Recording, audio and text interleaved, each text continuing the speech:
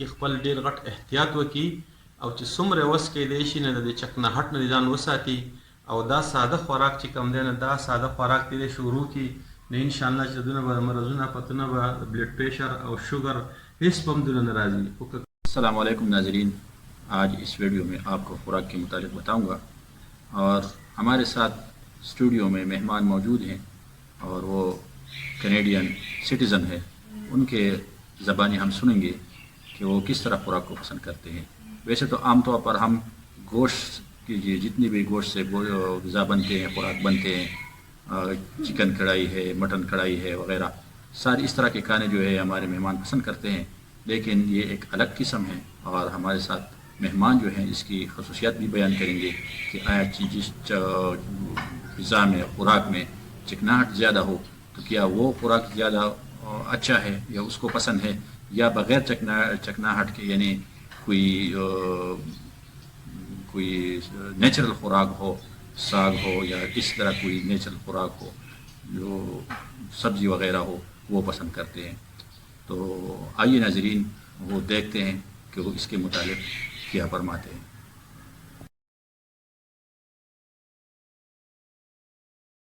اعوذ باللہ من الشیطان الرجیم، بسم اللہ الرحمن الرحیم. زه نن تاسو ته د خوراک په باره کې یو څو خبرې کول غواړم چې هغه ډېرې اهم دي او هغه زمونږ د صحت دپاره لکه فایدهمند دي. دا اوس زه چې خورم دا لکه نیچرل زمونږ د خپل آبایي کلي لکه خوراک دی. دا د جوارو ډوډۍ موږ دې ته د جوارو ډوډۍ وایو او دا ماسته دي، اردو کې ورته دهي وایي، او دا د سکو سابو دي، او دا لسی ده موږ ورته شوملې وایو، او دا چې دی نو کدو دی، او دا سلاد دی، او دا چکني ده په پودینه کې کړې ده. نو دا د صحت لپاره لکه ښه خوراک دی. موږ نن سبا ټول خلک چې کوم دی دا ټول له چکنهټ ته خوراک کوو او ټول فاسټ فوډ خورو او لکه هغې ته یو کار کې خپل ډېر غټ احتیاط وکړي او چې څومره وس کېدی شي نه د چکنهټ نه ځان وساتي او دا ساده خوراک چې کوم دی نه دا ساده خوراک دی شروع کړي نو انشاءالله چې دونه به مرضونه پتونه به بلډ پریشر او شوګر هېڅ به هم دونه نه راځي. خو که کله ده دا خوراکونه پرېښودل او دې دغه ته کار وایي د چکنهټ ته په دې کې غوښې راځي، په دې کې هر یو شی راځي، نو هغه به د دوی د صحت لپاره موضوع وي. خصوصا لکه زموږ د غنمو سپینه ډوډۍ چې کوم ده هغې نه پرهیز کول پکار دي، د چاولو نه پرهیز کول پکار دي، د چینۍ نه خوراک نه لکه پرهیز کول پکار دي، څومره مټاین چې کوم دي د هغې نه پرهیز پکار دي.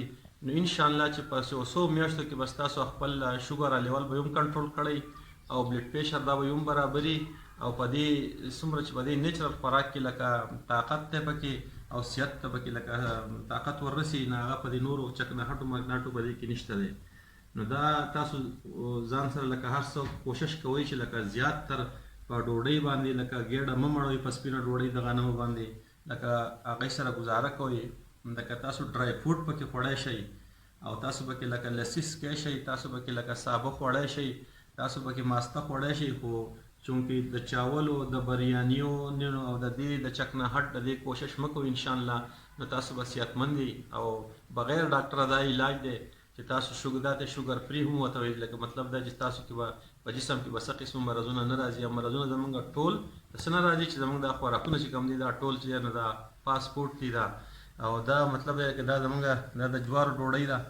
لکه اوس دا سابه زه خورم که نه نو دې کې مطلب دی چې ځکه لکه ښه ذایقه پکې محسوسوم، ښه والی پکې محسوسوم، د غوړو نه د هر څه نه لکه دا پاک دي، دا ډېر ښه مزیدار دي. دغه شانتې تاسو چې کوشش وکړئ چې د خپل دغه نه وکړئ. دا زمونږ خپل نیچرل د خپل پټي دغه لکه دود دی، دا لکه دا چې کوم دی دا ستاسو خورئ نو دې کې مطلب دا چې تاسو له څه قسمه نقصان تاسو نشته، ستاسو جسم له پیدا ده دا پیدا تاسو خورئ. دا په دې کې دا پودینه ده، د هر قسمه جسم لپاره دا ښه ده. پودینه تاسو مستو کې هم خوړی شئ، هسې هم خوړی شئ، ځان ته په سور چې کې هم اچولی شئ. د صحت لپاره ډېره غټه فایدهمند دی. سلاد شو، پیاز شو، ټماټر شو او سره دا لسی شوه، نو مطلب تاسو به دا چک نه هټ نه ودین او تاسو بچي او تاسو بس صحتمند یې. دا یو څو خبرې په دې باندې عمل وکړئ ان شاء الله. دا ډېر ښکلی نیچرل خوراک دی.